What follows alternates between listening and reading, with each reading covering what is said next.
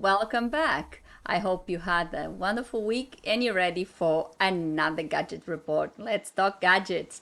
And today I bring you some report about a very somber subject, which is MH17. I know you remember it was another disaster with Malaysia Airlines, basically only a few months apart in 2014. We already had a few reports about MH370. Today we're not going to talk about MH370. We are going to talk about MH17 that was shut down by a missile in the Ukrainian airspace. This was a very, very sad episode. It killed lots of people, including Australians and people from around the world. And now there has been a court a session, there has been a judgment and a verdict, and Russia is obviously refusing to accept guilt for what happened. So let's talk gadgets, let's talk MH17. So let's talk about MH17. I'll be referring to my notes. This is an article that was published in the World of Aviation, and but it has been on the news. I'm pretty sure you have heard and you have seen on your local news. Certainly it has been on the news in Australia, and it has been all over the world. There has been a court, so it has been a Dutch court in The Hague has finally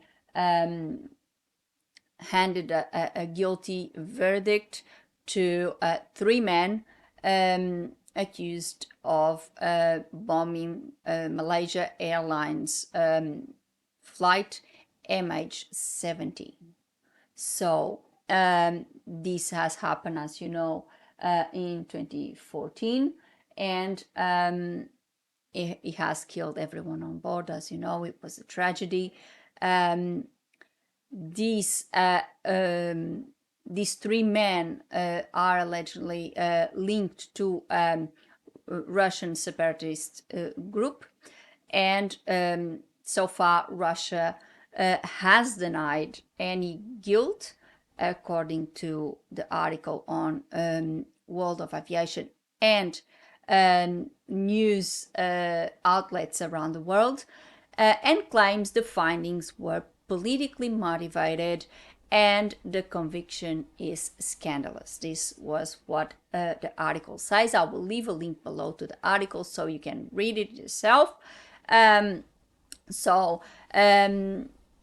This has been on the news for a very, very long time. As you know, the plane was shut down, and immediately the investigations started, and immediately there was links to Russia and to a Russian missile that may have caused the whole tragedy. Now there has been a judgment, and a Dutch court has ruled that these three men were guilty, were responsible for this disaster. And these three men, they are named on the article. They are named, there's two Russian citizens, one called Igor Gerkin and Sergei Dubinsky, and one is an Ukrainian citizen called Leonid Karchenko. I hope I'm pronouncing it correctly. And these three men were convicted of murdering the 298 people on board MH17 in 2014. The articles say also, as I mentioned before, that the three men were part of a Russian separatist group called Donetsk People's Republic, and uh, and this group has occupied the territory in eastern Ukraine. You remember, and if we look at it, this would be the start of what we now the tragedy and the crimes we seen committed now in Ukraine. It was in 2014 that this all started with this problem in this area of Ukraine. Um, so, unfortunately, um, this has been going on for all this time, and now we've seen the devastation and the crimes that have been committed. These have been, finally, I would say, it has been the closure for the families of the victims, even though we still don't have um, an admission of guilt from Russia about this. I don't think we will ever have that, because obviously they will never admit they were involved in this. And obviously it says also in the article, and I'm reading, that Russia also alleged that it was politically motivated, and that the Dutch court were based in anonymous witnesses and the data of ambiguous, of dubious rather, origin from Ukraine security services. Of course, Russia will never admit that that thing happened, and they were obviously involved with this. I decided to do a report about this because I think it is important to talk about it. I know I'm not the only one. There was reports on your regular news outlets, but since I am an aviation lover and my channel talks about aviation, and for me this was very important, there is a curiosity. When I first came to Australia in 2003, so there will be 20 years this year in August, I flew Malaysia Airlines. I have mentioned this before in this channel, and I flew from Amsterdam Schiphol to Kuala Lumpur, and the flight that I took from Amsterdam to Kuala Lumpur was MH17. It was it was quite shattering when I heard on the news in 2014. So many years later, more than 10 years later, that a plane with that flight number has been shut down. So I kind of feel a little connected with this because of the coincidence that I have once flew that flight. I once have been a passenger of MH17. Obviously not the same MH17, otherwise, unfortunately, I wouldn't be here.